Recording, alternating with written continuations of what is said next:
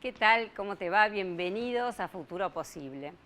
Hoy vamos a estar con Carlos March, que es periodista y fue director de Poder Ciudadano y ahora es director de Avina.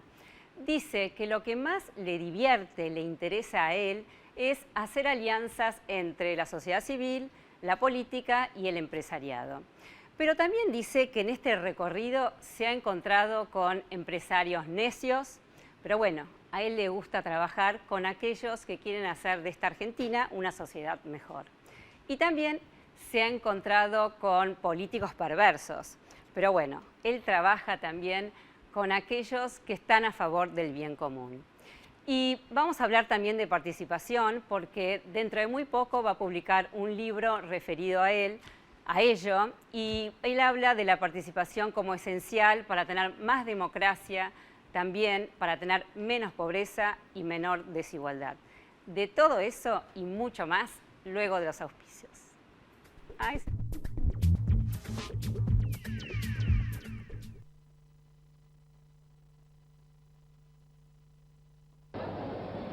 La tenemos que pesar.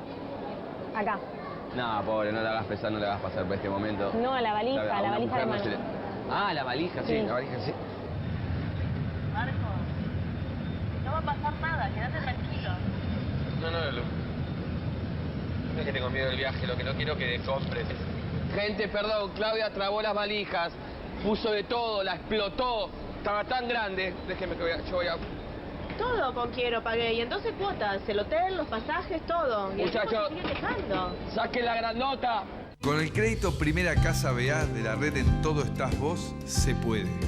Lo creamos para que puedas acceder al sueño de la casa propia. Anotate en buenosaires.gov.ar /Primera Casa BA. Buenos Aires Ciudad. En Todo Estás Vos. Por la calidad de la semilla. Porque tengo la mejor variedad para todos mis ambientes. Porque a las nuevas tecnologías le suma la mejor genética. Soy José Luis de Amenábar, Santa Fe, y yo siembro Don Mario. Soy Pino de Zipacha y yo siembro Don Mario. Soy Jorge de Salto, Buenos Aires, y yo siembro Don Mario. Los productores reales no saben actuar, pero sí saben qué elegir. Nuevas sojas Don Mario con tecnología intacta RR2 Pro. Don Mario, líder en soja. Salió mal, la hago de vuelta. Arba presenta Arba Móvil, la nueva aplicación para contribuyentes aplicados. Ahora tenés en tu teléfono todo lo que necesitas para estar al día y colaborar con tu provincia. Consulta de deudas, botón de pagos, alertas de pagos, novedades, boleta por mail. Y además, con un solo botón podés avisarnos cuando un comercio no te da factura. Descargate Arba Móvil y contribuí a que Buenos Aires siga activa como nunca. Gobernación Daniel Scioli y Arba.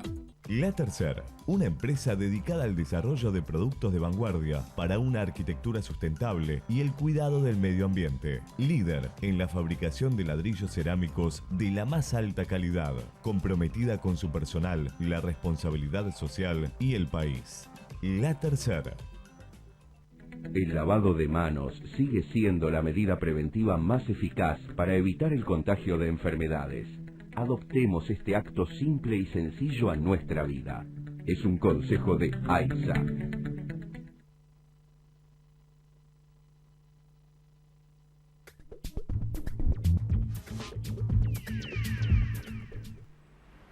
Bueno, y aquí estoy, como les dije, con Carlos March. Gracias por venir. No, gracias por la invitación. Bueno, y voy a dar algunos datos tuyos, a ver si estoy no? bien. Periodista y exdirector de Poder Ciudadano y autor del libro Dignidad para Todos, que vamos a hablar también. Y ahora estás preparando Manual de Participación Clandestina, ¿es así? Así es. Y saldrá en junio, julio, por ahí. Bueno, dentro de poco también vamos a hablar. Integra el grupo de directores de la Fundación Avina, y para contarles también, la Fundación Avina es una fundación latinoamericana que busca contribuir al desarrollo sostenible de América Latina, fomentando la construcción de alianzas entre líderes sociales y empresariales. Y te cuento, el título de este programa es Participar por más democracia y menos pobreza y menos desigualdad. Primera pregunta, ¿por qué se te ocurrió trabajar en las ONG?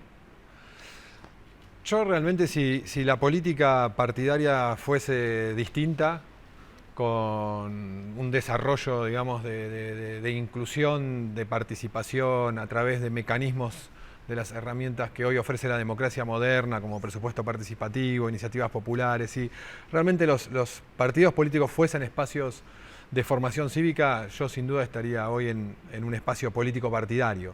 Como entiendo que no se dan esas condiciones y no se daban cuando me involucré de muy joven en la participación por impulsar políticas públicas, opté por el sector social o por las organizaciones no gubernamentales, y ahí me incorporé en el año 89 a Poder Ciudadano, que era un espacio que nacía para complementar de alguna manera las agendas que se impulsaban desde las organizaciones de derechos humanos.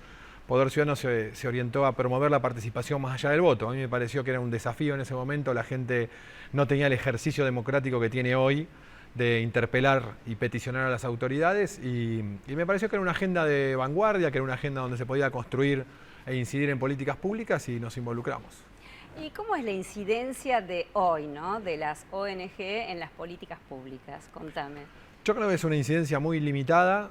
¿Por qué? Porque hay un contexto que no ayuda, es un contexto hostil a la participación y a la incidencia en políticas públicas. Hay una especie de corporación del sistema político que se blinda más allá de las ideologías y más allá de los distintos espacios de participación. Hay como un acuerdo de no abrir la política a la ciudadanía, de no abrir la institucionalidad a la ciudadanía.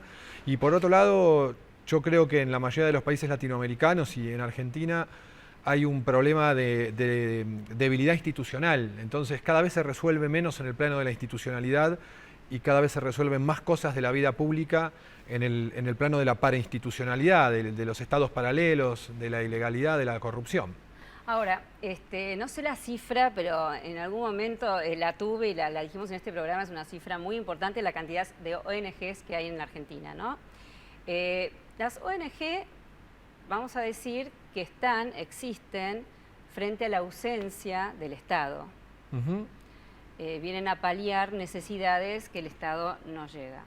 Ahora, entonces, ¿cómo el Estado, digamos, compite con estas ONG o se cierra y no deja que lleguen uno con sus políticas públicas, proyectos, etcétera?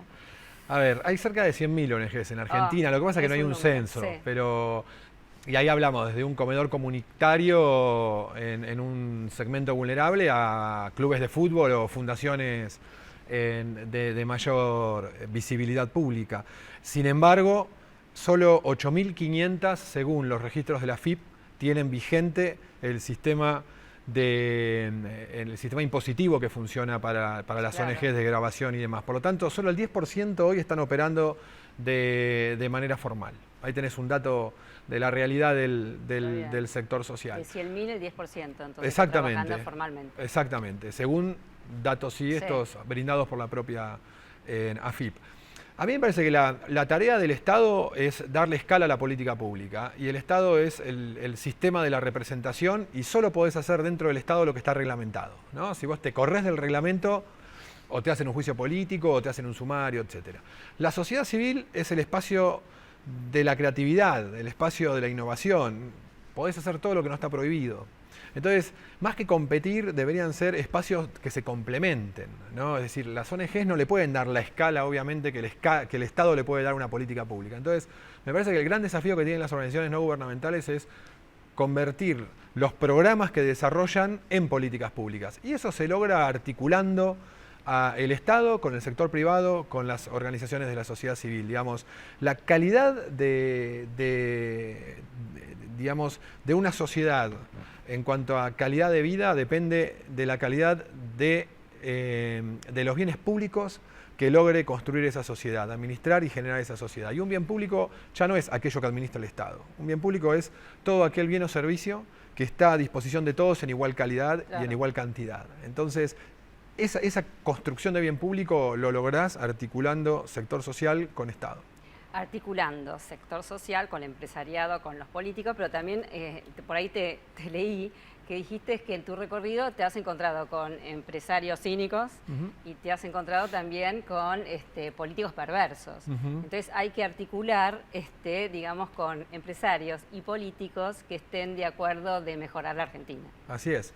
Hay que buscar, y hay, dentro del ámbito político y hay dentro del ámbito empresario, mucha gente que construye día a día mejor calidad en los bienes públicos y que hacen política o hacen negocios dentro de la norma y agregan valor a la sociedad. Y también hay, digamos, redes, asociaciones ilícitas que capturan el Estado para convertir lo público en un bien privado. Lo importante, justamente a mí, me parece que es identificar a aquellos actores con los que se puede articular y construir, digamos, la institucionalidad y el liderazgo articulado que nos lleve a generar bienes públicos de calidad. Yo siempre digo que ideología, digamos, con valores es ideología. Ideología sin valores es corrupción. Claro. Y sin duda hay actores que tienen valores y hay actores que no tienen valores. Y en este recorrido de encontrando gente que estás diciendo que te pueda trabajar con vos o con las organizaciones civiles, contame, ¿has tenido más fracasos en este recorrido también? Cada día fracaso mejor. Sí, digamos, tenés resultados que terminan en los impactos que uno cree que tienen que generarse, y también tenés iniciativas que se terminan a mitad de camino o no logran el impacto deseado. Me parece que lo importante es, como dice Marechal, paciencia y método, ¿no? Es poder sostener los procesos para generar transformación social. La transformación no depende de un suceso, depende de que en el mediano y largo plazo podamos sostener diversas acciones que generan impacto. Entonces, creo que el secreto es ese. Digamos, cuando generaste algún impacto, sistematizarlo y difundirlo para que se pueda expandir, y cuando tenés una frustración, aprender de esa frustración, generar aprendizaje y también compartir los fracasos para poder generar mejoras en la incidencia. Claro, exacto. Para ir aprendiendo. Sí, me ha pasado en este programa, ya es el tercer año del programa, y por supuesto aquí como invitado tengo gente inteligente, capacitada, que le ha encontrado la vuelta o las soluciones a los diferentes temas de la pobreza, ¿no? Por ejemplo, vienen los que saben cómo mejorar el sistema educativo, aquellos que también cómo se mejora el tema de la primera infancia, etcétera. Pero encuentro que no llegan, digamos, a la política, que es donde se hacen las verdaderas transformaciones. Sí, porque hay muchos políticos que hasta bien intencionados sienten que desde las organizaciones sociales se compite, ¿no? Entonces, sí, si le dan espacio a las organizaciones sociales van a tener menos visibilidad o no van a poder cortar la cinta. Y realmente me parece que ahí hay una mirada errada de lo que pueda aportar las organizaciones sociales a la política partidaria y a la política pública. Lo segundo es que la generación de inclusión requiere de estrategias que creo que van cada vez a ser más sofisticadas, ¿no? Es decir, por ejemplo, Avina tiene un programa de inclusión de los recicladores, los que serían los cartoneros aquí en Argentina. Sí. Y ahí, en uno de los capítulos que va a tener el libro que vos mencionabas, ¿no? Es decir, Manual para la Participación Clandestina, es cómo evitamos la inclusión boba, es decir, ¿cuál es la estrategia que tienen que tener las organizaciones sociales para pasar del derecho reclamado al derecho reconocido y del derecho reconocido al derecho ejercido? Porque requerís distintas estrategias para poder lograr que un reciclador primero pueda organizarse para reclamar derechos. Una vez que el derecho se le reconoce, bueno, ¿cómo se tiene que preparar para poder ejercer ese derecho? Y una vez que se generan las condiciones para el ejercicio de ese derecho, poder prepararlos para que puedan, digamos, no fracasar en el intento, y en este caso de los recicladores, por ejemplo, prestar un servicio público como es en el reciclaje de residuos. Claro, un servicio público profesional, digamos. Claro, y en estándares de servicio público. Claro. Entonces, eso requiere de toda una arquitectura que las organizaciones sociales tienen que prepararla. ¿Por qué hablas de lo esencial de la participación? Y ahora estamos en un año de elecciones y a uno, a la mayoría le parece que uno cuando vota ya está participando, pero bueno, quiero oírte a vos porque está bárbaro votar, pero sí, todo no queda allí. Sí, yo creo que las democracias modernas requieren que la ciudadanía obviamente participe en el voto, pero lejos está el voto de ser la única herramienta de participación. Tenés muchísimas otras herramientas que le permiten al ciudadano participar más allá del voto, ¿no? Entonces, con el voto uno en definitiva lo que hace es elegir en quién va a delegar la representación. Ahora, si te quedás en esa delegación de participación y tu próxima acción dentro de la democracia es participar dentro de 2 años en la próxima elección, en realidad no se está delegando representación, lo que estás delegando es poder. Y las democracias justamente lo que necesitan es que el ciudadano retenga poder y tenga capacidad de poder usarlo. Y eso se logra participando en mucho más allá del voto, ¿no? Es decir, hay mecanismos de la participación que permiten organizar y articular institucionalmente la participación ciudadana, como presupuesto participativo para decidir priorizar partidas presupuestarias en necesidades básicas y puntuales de la gente, iniciativas populares para pedirle al Congreso que sancione determinada normativa, en revocatoria de mandato. Hoy a través de las redes sociales se pueden hacer también. O a través de la participación, sí, que es otra manera de institucionalidad virtual, si se quiere, pero hay espacios como change.org, por ejemplo, que son plataformas para peticionar a las autoridades. Entonces, hay muchísimos mecanismos que hoy le permiten a la ciudadanía, con muy poco tiempo invertido, generar impacto. Y la participación, no solamente en los temas sociales, digamos, también en la política, aunque a uno le parezca que la política es de los otros y que es de los negocios y de la corrupción, si uno no participa es imposible cambiarlo. Claro, porque yo creo que la política, más que recambio de personas, lo que requiere es recambio de lógica, ¿no? Es decir, si a determinado dirigente lo reemplaza el hijo, a mí no me preocupa que lo reemplace el hijo. Lo que sí me preocupa es que continúe la lógica del dirigente vigente. Entonces, yo creo que hay que empezar a acompañar a aquellos líderes sociales que se involucran en la disputa política. La sociedad civil no tiene estrategia para acompañar a un líder social que decide ir a la disputa política. Carece de absoluta estrategia. Entonces, me parece que el gran desafío ahí de la sociedad civil organizada es cómo acompañamos a un Fabián Ferraro disputando la intendencia de Moreno, o a un Gustavo Vera denunciando trata y corrupción en la ciudad de Buenos Aires. Me parece que nos falta esa mirada estratégica para acompañar a los dirigentes sociales que van a buscar justamente un marco de valores y se deciden en la disputa de poder político. ¿Cómo ves entonces a esta sociedad, ¿no? En cuanto a la participación? Vimos con el tema de Nisman, bueno, una cantidad de gente que se manifestó en las plazas, pero bueno, tampoco queda allí. ¿Cómo ves a la ciudadanía argentina en todo este tema de la participación? Yo creo que no hay que confundir movilización con participación. Entonces, yo a la sociedad la siento movilizada, reacciona, pero me parece que esa reacción no termina convirtiéndose en transformaciones institucionales, en transformaciones del modelo, en transformaciones del sistema, ¿no? Es decir, sin embargo, creo que hay ciertos logros que han permitido que no empeore la institucionalidad. El año pasado, por ejemplo, el caso Campagnoli tal vez haya sido paradigmático, porque realmente había una decisión de expulsar al fiscal del sistema y la ciudadanía se manifestó y el fiscal hoy continúa siendo fiscal. Ahora, ¿cómo se reforma el sistema de justicia? Me parece que ahí hay todavía una falta por parte de la ciudadanía de poder organizarse para que la participación redunde en transformación sistémica y cambios profundos del modelo. Como mayor constancia, ¿no? Focalizar un tema y mantenerse presionando, manifestándose, etcétera, participando. Exacto, sí. Por ejemplo, a ver, hay pobreza en Argentina y tampoco tenemos estudios, digamos, o tenemos de algunos privados que han hecho estudios, pero no tenemos de parte del INDEC, pero se calcula que hay 1/3 de la población que la está pasando muy mal. También hay una desigualdad pronunciada. ¿Qué pasa frente a este escenario dramático? ¿Qué pasa con esta sociedad que no se moviliza frente a estos temas? Yo creo que la sociedad de alguna manera está como inquieta y está movilizada y hay redes de solidaridad. Lo que sucede es que justamente no logran la escala de una política pública. Entonces es como un movimiento subterráneo donde digamos, hay participación, hay movimiento, incluso hay incidencia, se canaliza ayuda, pero no cobra la escala que tiene que cobrar. Entonces yo creo que la participación que hay es necesaria, pero no es suficiente. Entonces me parece que volvemos casi al principio de lo que estábamos charlando.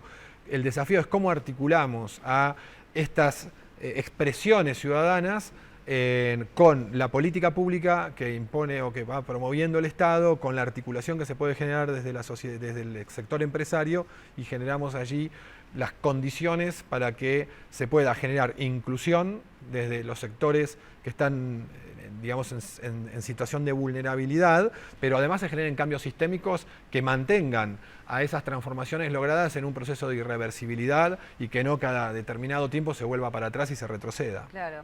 A ver, ¿las grandes transformaciones vienen de arriba hacia abajo o la sociedad es la que moviliza y se producen a través de todo lo que decía la participación, la presión, las transformaciones? No, yo creo de los dos lados. Yo creo que de arriba hacia abajo se terminan institucionalizando, porque, digamos, los de arriba son los que obviamente operan el modelo y las instituciones, por lo tanto muchas veces depende de ellos, que son además quienes han sido elegidos para hacerlo, los que tienen que institucionalizar y darle escala, pero muchísimo movimiento surge de la propia sociedad, ¿no? Es decir, hay todo lo que es, por ejemplo, los movimientos de las víctimas, eso genera un impacto en la sociedad.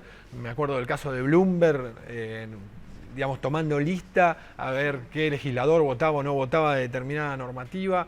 Me parece que hay muchísima movilización social. Lo que sucede es esto, ¿no? Que no tenés una institucionalidad que lo canalice. ¿Y cuál será entonces esta institución que canalice estos problemas, por ejemplo, de la pobreza, ¿no? En el mundo está el Papa Francisco hablando de esto y cada tanto levanta esta bandera y me imagino que va a ser mucho haciéndolo. Pero aquí en la Argentina, yo soñaba, te digo, cuando empecé con este programa, yo soñaba con que algún candidato este año iba a levantar esta bandera de terminar con la pobreza en Argentina. Sí, yo creo que en campañas electorales los candidatos levantan cualquier bandera, ¿no? El problema es que las bajan cuando llegan al poder. Entonces, a mí me parece que es útil que espacios en los medios de comunicación ofrezcan estos espacios para que los candidatos expliquen qué quieren hacer, pero después me parece que hay una articulación ahí que sería interesante poder juntar medios de comunicación con sociedad civil, que es el monitoreo posterior, ¿no? Claro. Es decir, bueno, lo que vos prometiste en el programa de televisión, ¿cómo lo plasmás en políticas públicas si es que llegás a la gestión? Y eso me parece que nos falta también ahí una articulación posible. Sí, después no te reciben o no vienen al programa si le vas a preguntar eso. Sí, es así. Muchas veces es así. Una vez que llegan al poder, entran en la lógica del poder. Sí. Carlos, por ahí también leí que decís que no tenés certezas en esta vida. Así que por eso sos feliz, la pasás bien. ¿Cómo es? Sí, viste cuando te preguntan si se cumplieron las expectativas. Yo la verdad que voy a los lugares sin expectativas. Si te sorprende, la pasás bien y aprendés y lo incorporás. Y si no, no te desilusionás. Así que me parece que es casi un mecanismo de defensa. Yo siempre digo que poder ciudadano, si lo medimos desde cambios sistémicos, es casi la historia de un fracaso.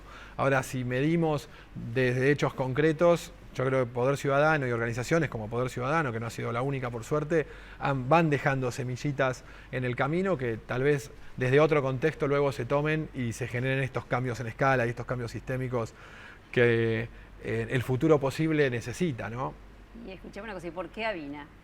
Avina porque es una organización. Yo tenía un problema en Poder Ciudadano, que la agenda de Poder Ciudadano, que es una agenda dura, ¿no? Es decir, control de corrupción, promover la participación más allá del voto, controlar la gestión pública, promover mejor calidad en la representatividad política, es una agenda que al sector empresario le genera complicaciones poder volcarse abiertamente a articularla. Avina tiene una agenda mucho más plástica en ese sentido, aborda temas que para el sector empresario los puede apoyar abiertamente, y para mí siempre fue un desafío poder articular con el sector empresario. Digamos, para mí el techo de la sociedad civil es el piso de la empresa o del Estado, ¿no? Claro. Lo que vos llegaste al techo desde la sociedad civil es casi desde donde arrancás en el sector privado o en el Estado. Entonces, para mí era todo un desafío poder articular con el sector privado y Avina me dio esa posibilidad. Y a ver, contame, vamos a ser prácticos, ¿no? Proyectos que entonces han salido a la luz de Avina, no solamente en este país, sino en Latinoamérica. Sí, bueno, en este país podemos contar el caso, por ejemplo, de Toti Flores, piquetero de La Matanza, y Martín Churba, un diseñador de alta gama. No sabía, ¿fue logrado por Avina? Yo no sabía. Sí, arrancó en Poder Ciudadano cuando los conocimos y los articulamos, y Avina después acompañó a Martín, sobre todo, a terminar de montar en su empresa Tramando toda esa iniciativa social que él tenía y que había acompañado a Toti casi de manera personal. Después él la terminó incorporando a la empresa y armó Trama Social y siguió más allá de la agenda con Toti, impulsando inclusión social y demás. En Chile, por ejemplo, hay un científico que le ofrecieron irse a la NASA y él dijo, no, yo soy chileno, quiero hacer innovación científica y tecnológica desde Chile. Y montó un centro de innovación tecnológica en Viña del Mar y desde ahí está generando innovación.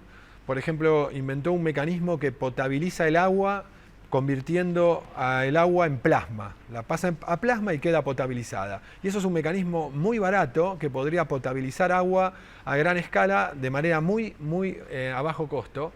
Y ese tipo de innovación, que por lo general alguien la piensa en cómo hago un negocio con una multinacional, él dice, yo quiero hacer un negocio con una multinacional, pero también quiero que este invento le llegue al hospital de Haití y quiero que le llegue a Rosita en el asentamiento tal. Y ese perfil de actores, ese perfil de mirada empresaria con impacto social, me parece que es el que hay que acompañar y visibilizar. Y hay mucho, por suerte, pero de vuelta, falta articulación, falta visibilidad y falta escala. Y bueno, la idea es seguir participando, entonces. Sin duda, sí. Bueno. Sin duda. Bueno, contame, un sueño. ¿Un sueño? Un sueño. O una pesadilla. No, un sueño. No sé, lograr que la gente realmente adquiera esa capacidad para poder darse el futuro que merece y no el futuro que nos imponen de alguna manera los que manejan el poder. Y bueno, todos estamos capacitados para lograr, como dijiste, es un futuro posible y es el título de este programa. Todos podemos hacer algo. Sí, creo que ese futuro posible es mucho más fácil lograrlo articulándonos y no pensando cada uno, ¿no? Hay un dicho que dice, si querés hacerlo rápido, hacelo solo, si querés llegar lejos, hacelo en red. Me parece que el gran desafío es ese, cómo nos articulamos. Y bueno, ¿y cómo dejar de lado entonces el ego? Y sí, ahí tenemos un problema en Argentina, ¿no? Hay muchos Messi y pocos Barcelonas. Sí, pero bueno. Bueno, muchísimas gracias, Carlos. No, gracias a vos. Bueno, y muchísimas gracias a ustedes y los espero entonces el martes que viene.